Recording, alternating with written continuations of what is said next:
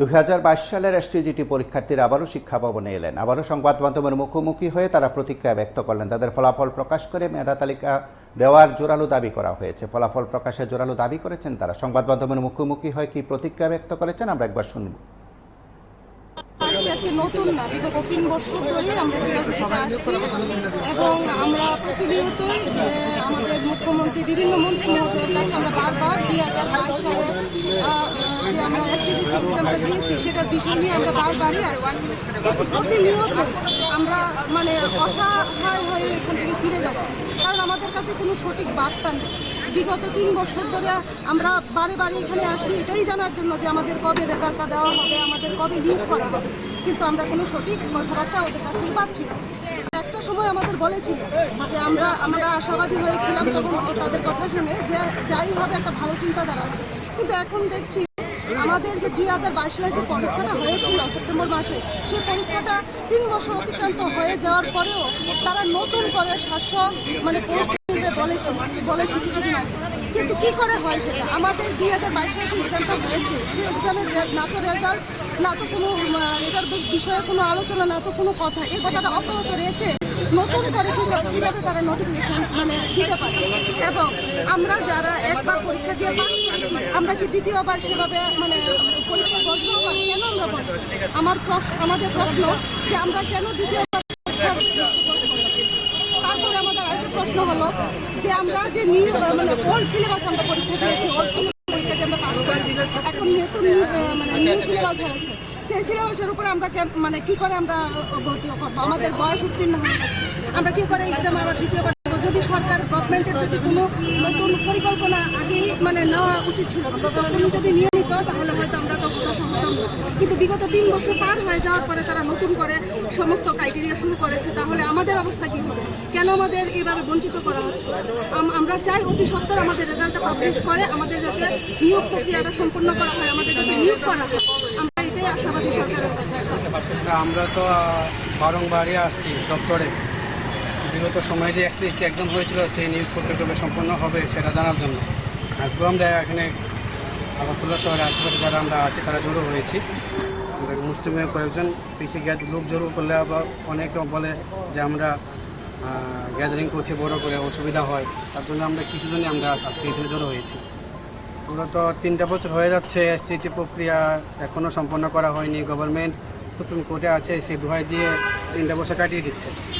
তো এখন আমরা দেখতে পেলাম নতুন নোটিফিকেশন আউট করবে, নতুনভাবে পরীক্ষা নেবে। তারা বলছে করা করে তারা বলছে যে আপনার যে বিষয়টা নতুন করে পরীক্ষা নেবে সেটা বলে এটা বলে আপনার ভিন্ন প্রক্রিয়া, তারা বলতে গেছে বিগত যে পরীক্ষা হয়তো আসে এটার সাথে কোনো সম্পর্কই নেই। কিন্তু আমরা দেখতে পাচ্ছি যেহেতু আমরা যে 2022 এসটিজিটি পরীক্ষা হয়েছিল তার নিয়োগ প্রশিক্ষণ সম্পন্ন করা হয়নি, সেখানে গভর্নমেন্ট রিজার্ভেশন ফলো করেনি, যার জন্য কেস হয়েছে।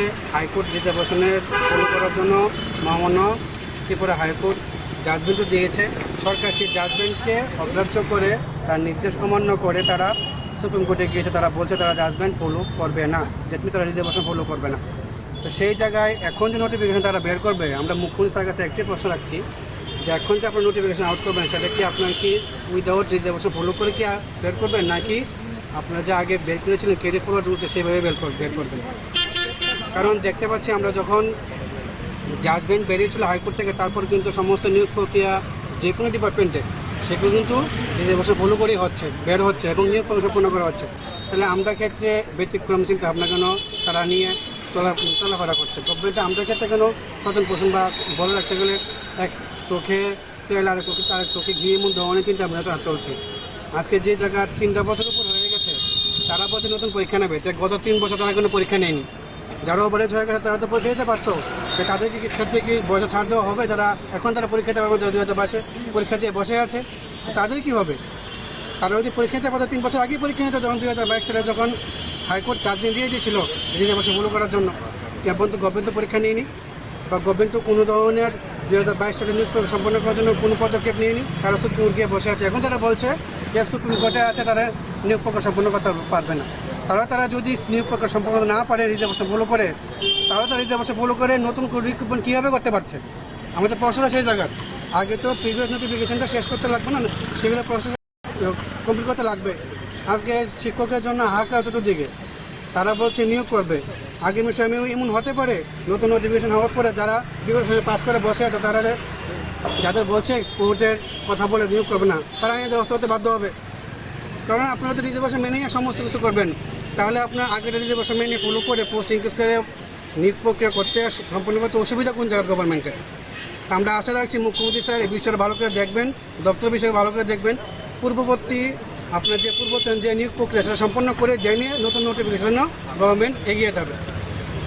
ইনরা ফাইমানি কারণকা পুলা নং সা হামে মার গরো ও হাই সাতুং কুতু জরাবো নর সুলো গেমন বাগে ও টিআরবি দে অফিস বা সিএম গ মুখ্যমন্ত্রী নগ থানা সঙ্গে আখা তুই লাসি সু তারপর রেজল রিমেয়া 2022 ni সেপ্টেম্বর 11 তারিখ পর খারমানি তারপর রেজল রিমিয়া রিকুব খাইমিয়া जों टाइम कय बोसोर नासिनसिनाय 3 बोसोरनि उपर लायखाका ताबुक तावसे गोदान एग्जाम टाउन बागैसे बर' केबिनेटआव पास खाके सासे पुस्ट टाउन बुताबुक गोदान एग्जाम टाउन सासे पुस्ट आइदिनि प्रोसेसखौ कमप्लिट खायवो बाकिनि एग्जाम टाउन बराबो रुल्स खायमे दा गासै जों 3 बोसोर जे जीवन नष्ट मनि जों जे परि पास खायमेनि सिम ता bill दंसि what we have proved it we qualify already in 2022 already in 2022 on September 11 September already the exam has been conducted by KRBT but still the result has not published. Why I am asking to the government,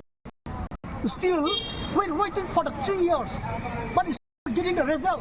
Then what is the profit? New exam now government decided that already in cabinet already passed 700 puzzles.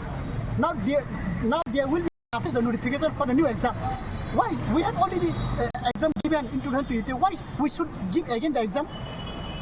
Omon sin kase tinobon sin khaman karon ka sin bari hangina akai kha mane lasi kha tapuni bo result rimia. The government is not good. They are teaching us. Why government should be understand all these things. 3 years already gone but still not getting the result. Why what is the reason? Why government has not given the result? আপনারা শুনলেন সেখানে STGT পরীক্ষার্থীদের প্রতিক্রিয়া, সেদিক থেকে তাদের ফলাফল প্রকাশ হবে কিনা সেটা সময় বলবে।